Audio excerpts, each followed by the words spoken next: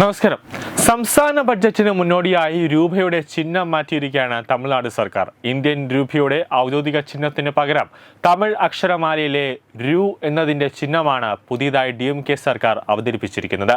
2025-26 സാമ്പത്തിക വർഷത്തേക്കുള്ള സംസ്ഥാന ബഡ്ജറ്റ് നാളെയാണ് തമിഴ്നാട് ധനമന്ത്രി അവതരിപ്പിക്കാൻ പോകുന്നത്. കഴിഞ്ഞ വർഷത്തെ ബഡ്ജറ്റിന്റെ പോസ്റ്ററുകളിൽ ഇന്ത്യൻ രൂപയുടെ ഔദ്യോഗിക ചിഹ്നം ഉൾപ്പെടുത്തിയിരുന്നു. എന്നാൽ നാളത്തെ ബഡ്ജറ്റിന് മുന്നോടിയായി മുഖ്യമന്ത്രി MK സ്റ്റാലിൻ പങ്കുവച്ച എക്സിലെ പോസ്റ്ററിലാണ് ഇന്ത്യൻ രൂപയുടെ ചിഹ്നം മാറ്റിയിരിക്കുന്നത്.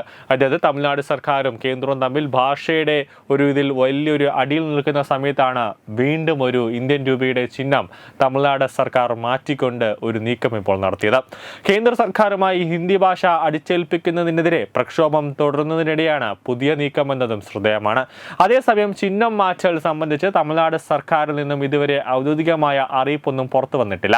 എന്നാൽ പുതിയ മാറ്റത്തെ ന്യായീകരിച്ച് DMK നേതാവ് ശരവണൻ അണ്ണാദുരൈ രംഗത്തെത്തി.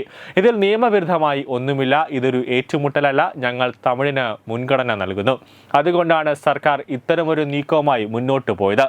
അതേസമയം സ്റ്റാലിൻ സർക്കാരിനെ രൂക്ഷമായി വിമർശിച്ച് BJP രംഗത്തെത്തിയിരിക്കുകയാണ്. സ്റ്റാലിൻ മണ്ടനാണ് എന്ന് പറഞ്ഞുകൊണ്ടായിരുന്നു BJP സംസ്ഥാന അധ്യക്ഷൻ K അണ്ണാമലയുടെ വിമർശനം. രൂപയുടെ ദേശീയ ചിഹ്നത്തെ സ്റ്റാലിൻ സർക്കാർ അപമാനിച്ചു. DMK മുൻ MLA മകൻ ഉദയകുമാർ രൂപകൽപ്പന ചെയ്തതായിരുന്നു ആ ചിഹ്നം. രാജ്യം മുഴുവൻ ഔദ്യോഗികമായി അംഗീകരിച്ച രൂപയെ അപമാനിച്ചുകൊണ്ടാണ് സർക്കാർ പുതിയ ലോഗോ പുറത്തിറക്കിയത്. നിങ്ങൾക്ക് എങ്ങനെ ഇത്രത്തോളം വിഡ്ഢിയാകാൻ എങ്ങനെ കഴിയുന്നു സ്റ്റാലിൻ എന്നായിരുന്നു അണ്ണാമലയുടെ ചോദ്യം. ചിഹ്നം മാറ്റാനുള്ള നീക്കം DMK ഇന്ത്യയിൽ നിന്നും വ്യത്യസ്തമാണ് എന്ന് പറയുന്നതിൽ തുല്യനാണെന്നും പരാജയങ്ങളിൽ നിന്നും ശ്രദ്ധ തിരിക്കാൻ ശ്രമിക്കുകയാണെന്നും ആരോപിക്കുന്നുണ്ട്. BJP സംസ്ഥാന വക്താവ് നാരായണൻ തിരുപ്പതി പറഞ്ഞു. മറ്റൊരു മുതിർന്ന തമിഴ് BJP നേതാവും മുൻ ഗവർണറുമായ തമിഴിസൈ സൗന്ദരരാജനും DMK വിമർശിച്ച് രംഗത്തെത്തി. ഇത് ഭരണഘടനയ്ക്ക് വിരുദ്ധമാണെന്നും DMK ദേശീയ താൽപര്യത്തിന് വിരുദ്ധമായി പ്രവർത്തിക്കുകയാണെന്നും അവർ ആരോപിക്കുന്നുണ്ട്.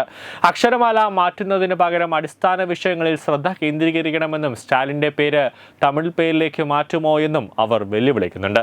എന്തായാലും വരും ദിവസങ്ങളിൽ കേന്ദ്ര സർക്കാരും അതോടൊപ്പം തന്നെ DMKയും ഒരു വലിയൊരു യുദ്ധത്തിലേക്ക് പോകുമെന്ന കാര്യത്തിൽ യാതൊരു സംശയവുമില്ല.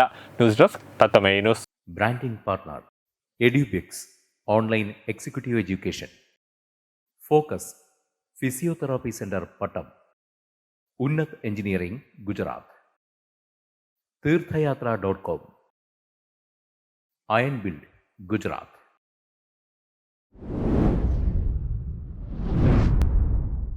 തുമ്പമൺ ശ്രീ വടക്കുംനാഥൻ ക്ഷേത്രം, അമ്പലക്കടവ്, പത്തനംതിട്ട. ശ്രീമദ് സ്കന്ദപുരാണ മഹാസത്രം 2025 മെയ് 11 മുതൽ 18 വരെ.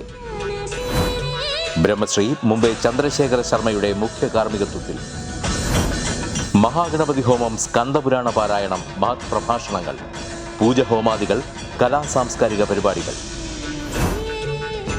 സത്രയജ്ഞ കർമ്മങ്ങളിലേക്ക് എല്ലാ ഭക്തജനങ്ങളുടെയും സാന്നിധ്യവും സഹകരണവും സാദരം അഭ്യർത്ഥിക്കുന്നു. മഹാസത്രവേദിയിൽ മെയ് 18 പഴനി അരുൾമിക ദണ്ഡായുധപാണി സ്വാമി ദേവസ്ഥാന അർച്ചക സ്ഥാനികർ ശ്രീസെൽവ സുബ്രഹ്മണ്യ ശിവശാരിയാരുടെ മുഖ്യ കാർമ്മികത്വത്തിൽ നടക്കുന്ന അതിശ്രേഷ്ഠവും സർവൈശ്വര്യദായകവുമായ സ്കന്ദഹോമം. സ്കന്ദമഹാപുരാണ സത്രത്തിന്റെ ആദിമധ്യാന്തമുള്ള സമ്പൂർണ്ണ തത്സമയ കാഴ്ച തത്വമയി നെറ്റ്വർക്കിൽ.